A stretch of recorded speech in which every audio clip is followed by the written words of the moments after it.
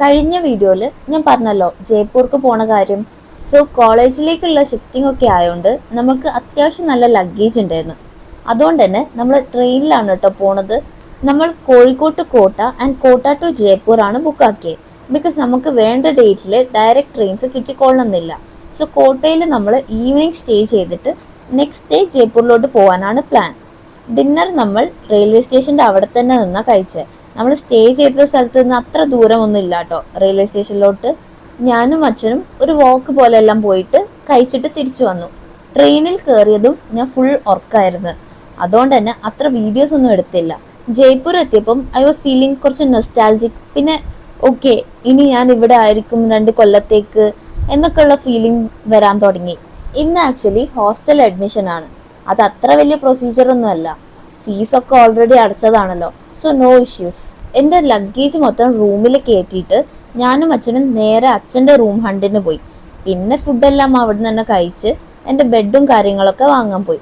ഞാനും അച്ഛനും നല്ല ടയേർഡ് ആയതുകൊണ്ട് തന്നെ നമ്മൾ അന്ന് എവിടെയും പോയില്ല. അച്ഛൻ അച്ഛൻ്റെ റൂമിലോട്ടും ഞാൻ എൻ്റെ ഹോസ്റ്റലിലോട്ടും പോയി. ഈ ഡിന്നർ ആയിരുന്നു എൻ്റെ ഹോസ്റ്റലിലെ ഫസ്റ്റ് മീൽ. ഇന്ന് ഐസ്ക്രീം എല്ലാം ഉണ്ടായിരുന്നു ഇവിടെ. ആൻഡ് രാത്രി നമുക്ക് വാർഡ്രോബിൻ്റെ കീ എല്ലാം തന്ന് ആൻഡ് ബയോമെട്രിക് എല്ലാം ശരിയാക്കി. ഇന്നാണ് college admission day, like document verification ഒക്കെ. ഇന്നത്തെ breakfast was aloo paratha, apple and coffee. എത്ര വയസ്സായെന്നും എത്ര പഠിച്ചെന്നും പറഞ്ഞിട്ട് എന്താ കാര്യം? ഒരു ഫോം ഫില്ല് ചെയ്യാൻ വേണ്ടിയിട്ട് എന്തൊരു ഡൗട്ടാന്ന് അറിയോ?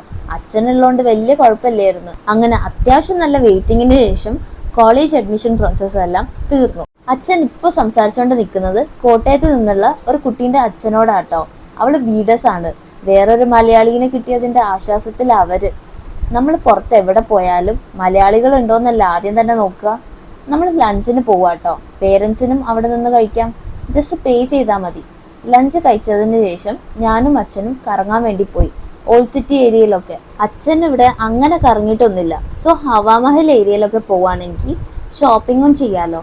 നമ്മൾ അവിടെ ഫുൾ കറങ്ങി ഷോപ്പിങ്ങും ചെയ്ത് പിന്നെ ഡിമാർട്ടിലും പോയിട്ടാട്ടോ തിരിച്ച് കോളേജിലോട്ട് വന്നത്. വെളിച്ചം നോക്കണ്ട, ഇപ്പോൾ സമയം 7:15 ആയിട്ടുണ്ട്. 8 മണിയായ ഇവിടെ മെസ്സ് ഓപ്പൺ ആവും. സോ ഫുഡ് കഴിച്ചിട്ട് പോവാലോ അച്ഛന്.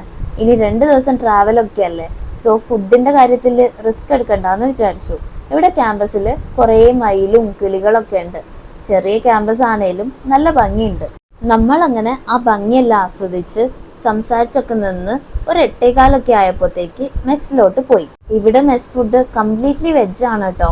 ഞാൻ ഇതെങ്ങനെ സഹിക്കുന്ന ആലോചിക്കുന്നത്. പുറത്തു പോയാലും നല്ലത് കിട്ടാൻ ബുദ്ധിമുട്ടായിരിക്കും. ഇവിടെ ഒട്ടുമിക്ക ആൾക്കാരും വെജ് അല്ലേ. ഇന്ന് മോർണിംഗ് അച്ഛൻ നാട്ടിലോട്ട് തിരിക്കും. അതിൻ്റെ മുന്നേ എന്നെ ഒന്ന് കാണാനും പിന്നെ എനിക്ക് കുറച്ച് സാധനം തരാനും അങ്ങോട്ട് കൊടുക്കാനും ഒക്കെ ഉണ്ടായിരുന്നു. എവിടെ പോയാലും ആദ്യം കുറച്ച് വിഷമമെല്ലാം ഉണ്ടാവും, പക്ഷെ പിന്നെ അഡ്ജസ്റ്റ് ആവാറുണ്ട്. ഇവിടെ വന്നപ്പം എനിക്ക് വലിയ പ്രശ്നമൊന്നും ഇല്ലായിരുന്നു, എക്സെപ്റ്റ് അച്ഛൻ പോയപ്പോൾ.